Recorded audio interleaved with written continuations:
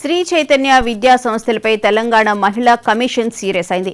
ఈ మేరకు ఇవాళ శ్రీ చైతన్య కళాశాల చైర్మన్ కి మహిళా కమిషన్ సమన్లు జారీ చేసింది. బాచుపల్లి శ్రీ చైతన్య కాలేజీలో ఫస్ట్ ఇయర్ చదువుతున్న వర్షిని ఆత్మహత్యపై మహిళా కమిషన్ ఆగ్రహం వ్యక్తం చేసింది.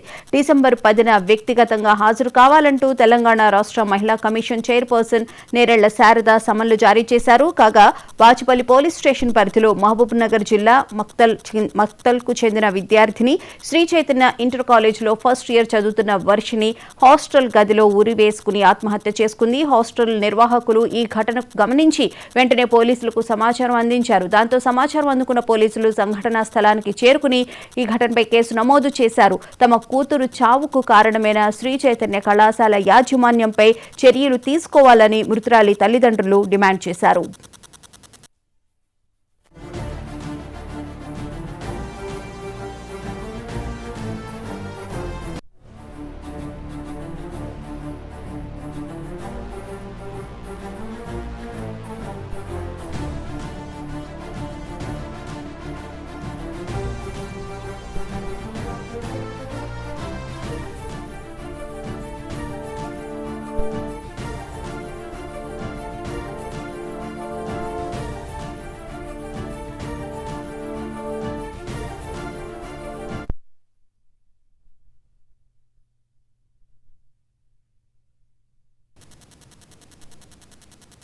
శ్రీ చైతన్య విద్యా సంస్థలపై తెలంగాణ మహిళా కమిషన్ సీరియస్ అయింది. ఈ మేరకు నోటీసులు జారీ చేయడం జరిగింది. ఇదే అంశానికి సంబంధించిన పూర్తి వివరాలను మా ప్రతినిధి సుచిత లైవ్ లో అందిస్తారు. సుచిత, చెప్పండి, తెలంగాణ మహిళా కమిషన్ అయితే సీరియస్ అయింది.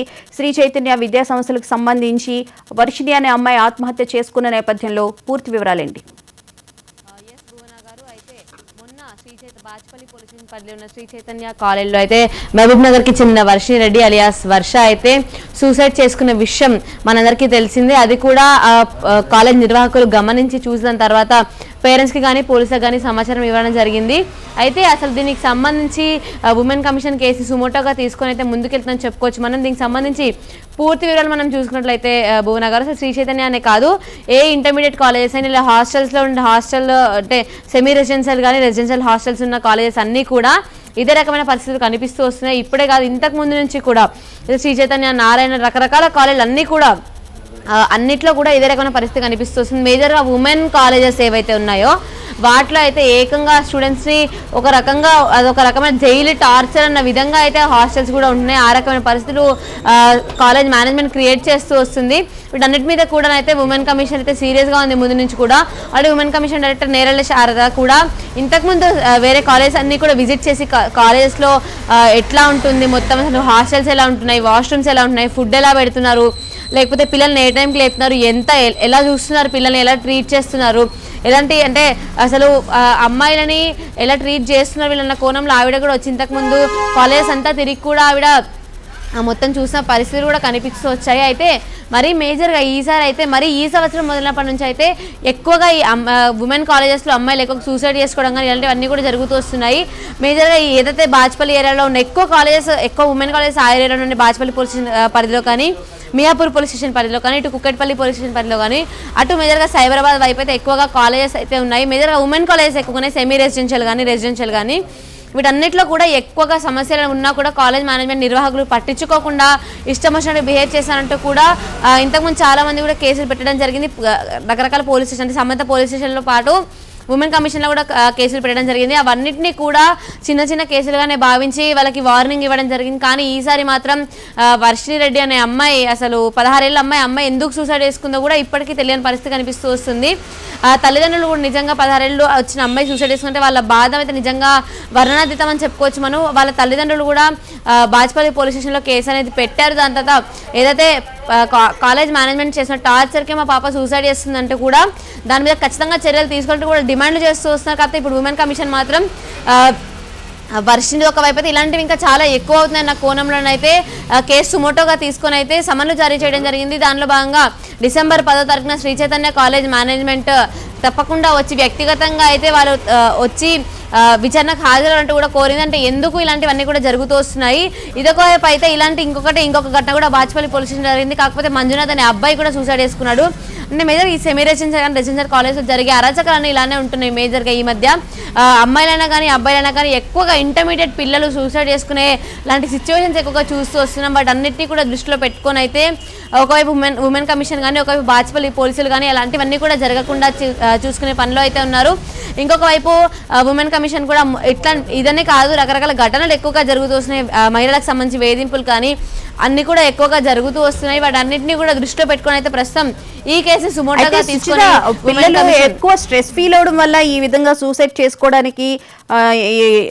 చేసుకుంటున్నారా? వాళ్ళ తల్లిదండ్రులు కూడా మీరు ఇందాక చెప్పినట్లు వర్షిని వాళ్ళ తల్లిదండ్రులు కూడా 16 సంవత్సరాల అమ్మాయి సూసైడ్ చేసుకోవడం అంటే మామూలు విషయం కాదు. అది ఎవరికైనా తీవ్రమైన గుండె కోతగానే ఉంటుంది. కానీ ఇలా కాలేజెస్లో ప్రతిసారి ఇలాంటివి మనం చూస్తూ ఉన్నాము. ఎప్పటికప్పుడు జరిగినప్పుడు చర్యలు తీసుకుంటామని చెప్తున్నారు, కానీ కఠిన చర్యలు అయితే తీసుకున్న నేపథ్యం అయితే మనకి కనిపించడం లేదు కదా సుచి? ఎస్ భువనగర్, నిజంగా అదైతే మేజర్గా కాలేజ్ మేనేజ్మెంట్ నుంచి వచ్చే స్ట్రెస్. ఎందుకంటే పిల్లలకి లక్షలు ఫీజులు కట్టి చదివించిన ఫీజులు కడుతున్నా కూడా కాలేజ్ మేనేజ్మెంట్ వాళ్ళని స్ట్రెస్ చేయడానికి పొద్దున్న 4 లేపి పొద్దున్న నుంచి రాత్రి 10-11 వరకు స్టడీ అవర్స్లో కూర్చోబెట్టి ఒకటే పనిగా చదివించి ఎంత చదివినా కూడా వాళ్ళకి ఒక ఫ్రీడమ్ అనేది ఉండాలి, వాళ్ళకి ఒక గ్రౌండ్ ఉండాలి. ఖచ్చితంగా కాలేజ్కి ఒక గ్రౌండ్ అనేది ఉండాలి. వాళ్ళకి డైలీ ఒక 1 అవర్ అయినా ఎక్సర్సైజ్ ఆడుకోవడానికి ఏదో ఒక దానికి వదిలేదు. అలాంటివన్నీ కూడా ఏమీ లేకుండా ఒక కంప్లీట్గా క్లోజ్డ్గా ఉన్న బిల్డింగ్స్లో వాళ్ళని పొద్దున్న నుంచి రాత్రి వరకు దాంట్లోనే పెట్టి వాళ్ళకి ఒక రకమైన స్ట్రెస్ ఫీల్ అయ్యి ఒక ఇన్ఫీరియారిటీ కాంప్లెక్స్ వాళ్ళకి డెవలప్ అయ్యి ఇవన్నీ కూడా సూసైడల్ థాట్స్ అనేవి రావడానికి కారణం అని చెప్పుకోవచ్చు మనము. మేజర్గా ఇప్పుడు టీనేజర్స్ ఎవరైతే ఉన్నారో ఇప్పుడున్న జెన్జీ జనరేషన్లో మోస్ట్లీ ఇలా సెమీ రెసిడెన్షియల్స్ కానీ లేకపోతే ఇంటర్ నుంచి కాలేజ్కి రోజు వెళ్ళి వచ్చే వాళ్ళకైతే ఇలాంటి ప్రాబ్లమ్స్ చాలా తక్కువగా ఉన్నాయి. కానీ కాలేజెస్లో ఏదైతే రెసిడెన్షియల్ కాలేజ్లో ఉంటున్నారో వాళ్ళైతే ఎక్కువగా ఈ సూసైడ్స్ అనేవి ఎక్కువగా చేసుకుంటున్నారు. ఒకవైపు ఇంట్లో నుంచి మేజర్గా కాలేజ్ వాళ్ళ మీద దృష్టి సారించకపోవడం, ఎంతసేపు కూర్చొని స్టడీస్లో కూర్చోండి చదవడం మీద స్ట్రెస్ చేయడమే తప్ప వాళ్ళకి ఏం కావాలి, వాళ్ళు ఏం చదవాలనుకుంటారు, ఏం చేయాలనుకుంటారు, ఇలాంటివన్నీ కూడా ఏం అవసరం లేకుండా. ఫర్ ఎగ్జాంపుల్ ఒక స్టూడెంట్ ఒక ఎంపీసీ అనేది తీసుకుంటే ఆ ఎంపీసీలో మీరు మ్యాథ్స్ ఫిజిక్స్ ఇంతవరకే కానీ వాళ్ళకి ఒక వేరే లోకం అనేది వాళ్ళకి తెలియకుండా ఆ 4 గోడల మధ్యలోనే వాళ్ళని కూర్చోబెట్టి వాళ్ళని స్ట్రెస్ చేయడం వల్ల ఇలాంటివి ఎక్కువగా జరుగుతూ వస్తున్నాయి. కానీ ఏదైతే ఇప్పుడు ఈ అమ్మాయి అనే కాదు, మంజునాథ్ అనే కాదు, ఇలాంటి ఘటనలు 2025 సంవత్సరం మొదలైనప్పటి నుంచి కూడా దాదాపుగా చాలా చూస్తూ వచ్చాం. దాదాపుగా ఒక 40-50 మంది స్టూడెంట్స్ అయితే సూసైడ్ చేసుకుంటూ వస్తారు. మేజర్గా రిజల్ట్స్ వచ్చినప్పుడు అయితే మనము 4th ఫ్లోర్ నుంచి 5th ఫ్లోర్ నుంచి శ్రీ చైతన్య కాలేజ్లో నుంచి దూకేసిన సిచ్యువేషన్స్ కూడా చూసాము. నారాయణలో కానీ శ్రీ చైతన్యలో కానీ ఎన్ఆర్ఐ కానీ ఇలా చాలా ఉన్నాయి, రావుస్ కానీ ఇలా రకరకాల కాలేజెస్ చాలా ఉన్నాయి. ఇంటర్మీడియట్ అంటే జూనియర్ కాలేజ్ అని చెప్పుకుంటూ వస్తాం కదా, బట్ అన్నింటిలో కూడా ఇదే రకమైన పరిస్థితి కనిపిస్తూ వస్తుంది. ఒకవైపు చదువు స్ట్రెస్ అయితే, మరొక వైపు రిజల్ట్స్ వచ్చాక రిజల్ట్స్ కరెక్ట్గా రాలేదు అంటూ కాలేజ్ మేనేజ్మెంట్ నుంచి కానీ పేరెంట్స్ నుంచి కూడా ఈ స్ట్రెస్ అనేది తప్పకుండా ఉంటుంది. పేరెంట్స్ నుంచి కానీ అనే మాటలు కానీ లేకపోతే వాళ్ళన్నీ స్ట్రెస్గా తీసుకొని సూసైడ్ అనేది తీసుకునే ప్రయత్నాలు చేస్తూ వస్తున్నారు. దానిలో భాగంగా ఈ సంవత్సరం ఎక్కువ మంది చనిపోయారంటూ కూడా రిపోర్ట్స్ కూడా వచ్చాయి. అయితే వీటన్నిటిని కూడా దృష్టిలో పెట్టుకొని ఉమెన్ కమిషన్ అయితే ముందుకు సాగుతుంది. మేజర్గా అమ్మాయిలు ఇలాంటివన్నీ ఘటనలు జరగకుండా, ఇలాంటివి చేసుకోకుండానైతే వాళ్ళు ఆల్రెడీ కాలేజెస్ సెపరేట్గా డ్రైవ్స్ కూడా చేస్తూ వస్తున్నారు. కాలేజెస్కి వెళ్ళి కొంచెం పిల్లల్ని మోటివేట్ చేసే విధంగా కూడా నేరాల శారద గారు కూడా వెళ్ళి కాలేజ్కి వెళ్ళి పిల్లలతో మాట్లాడడం కానీ, ఏం ప్రాబ్లమ్స్ నేను అడగడం కానీ, ఫుడ్ ఎలా ఉంటుందని కానీ, స్ట్రెస్ ఏమైనా చేస్తున్నారని కానీ రకరకాల అన్నీ కూడా కాలేజ్కి వెళ్ళి పిల్లలతో మాట్లాడుతున్న వీడియోస్ కూడా వైరల్ అవుతూ వచ్చాయి. అయితే వీటన్నిటిని దృష్టిలో పెట్టుకొని అయితే ఇలాంటి సూసైడ్స్ మళ్ళీ జరగకుండా ఉండే విధంగా అయితే ఏర్పాట్లు చేసే రకంగా కాలేజెస్ కూడా కౌన్సిలింగ్ ఇవ్వాల్సిన పరిస్థితి తప్పకుండా ఉంటుంది. అలాంటి కౌన్సిలింగ్ ఇంతకుముందు వార్నింగ్ అంటే ఇలాంటి జరగకుండా చూసుకున్నట్టు వార్న్ చేశారు, కానీ ఎప్పుడు కూడా కాలేజ్కి కౌన్సిలింగ్ అనేది ఇవ్వలేదు. కాకపోతే ఈ సిచ్యువేషన్ తర్వాత తప్పకుండా ఉమెన్ కమిషన్ ముందుకెళ్ళి అందరికి అన్ని కాలేజ్ కూడా కౌన్సిలింగ్ ఇచ్చే పరిస్థితి వస్తుందని అనుకుంటున్నాం.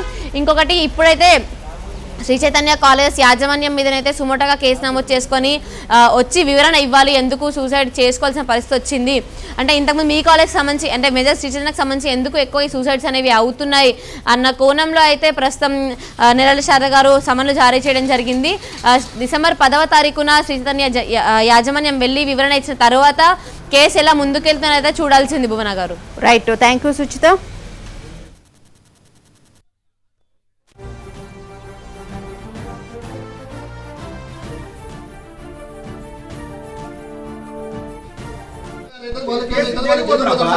మేము అడిగేది అదే సార్, ఎందుకు జైలుపోతారు కదా, లీగల్ ఎవిడెన్స్ జైలుపోతారు కదమ్మా.